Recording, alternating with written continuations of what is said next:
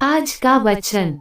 पहला पाठ गलातियों के नाम संत पौलुस का पत्र, अध्याय 3 पद संख्या 1 से 5।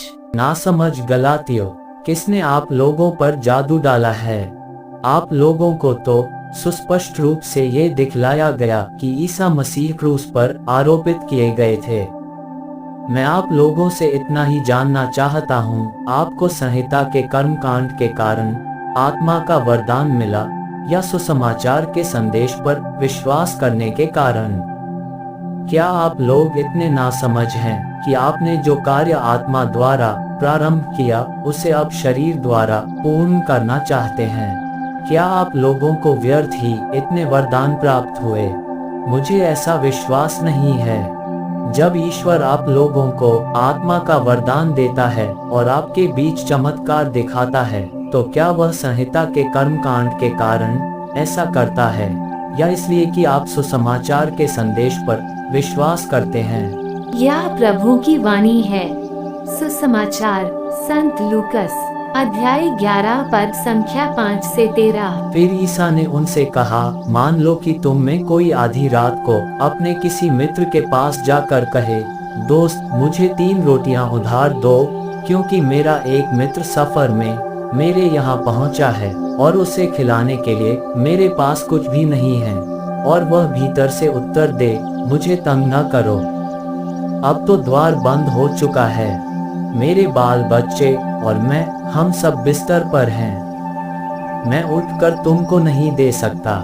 मैं तुमसे कहता हूँ, वह मित्रता के नाते भले ही उठकर उसे कुछ न दे, किंतु उसके आग्रह के कारण वह उठेगा और उसकी आवश्यकता पूरी कर देगा। मैं तुमसे कहता हूँ, मांगो और तुम्हें दिया जाएगा, ढूंढो और तुम्हें मिल जाएगा, खटखटाओ और तुम्हारे लिए खोला जाएगा। क्योंकि जो मांगता है उसे दिया जाता है, जो ढूंढता है उसे मिल जाता है, और जो खटखटाता है उसके लिए खोला जाता है। यदि तुम्हारा पुत्र तुमसे रोटी मांगे तो तुम में ऐसा कौन है जो उसे पत्थर देगा? अथवा मछली मांगे तो मछली के बदले उसे सांप देगा? अथवा अंडा मांगे तो उसे बिच्छू देगा? बुरे होने पर भी यदि तुम लोग अपने बच्चों को सहज ही अच्छी चीजें देते हो, तो तुम्हारा स्वर्गिक पिता मांगने वालों को पवित्र आत्मा क्यों नहीं देगा? यह प्रभु का पवित्र सुसमाचार है।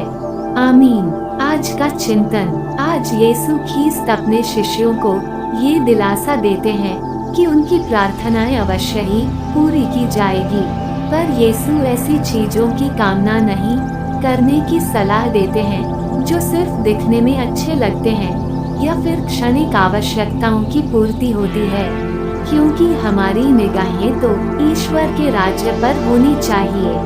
यीशु भी अन्य सुसमाचारों में अपने भोजन और कपड़ों के लिए ईश्वर की गुहार न करने की सलाह देते हैं, क्योंकि ईश्वर इन सभी आवश्यकताओं को जानते हैं।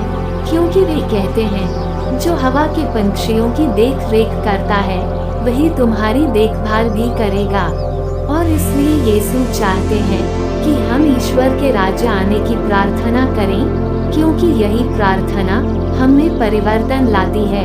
और यदि हम चाहते हैं कि ईश्वर के राज्य का आगमन हो, तो अवश्य ही सर्वप्रथम हमें अपने आप को बदलने की जरूरत है। आमीन।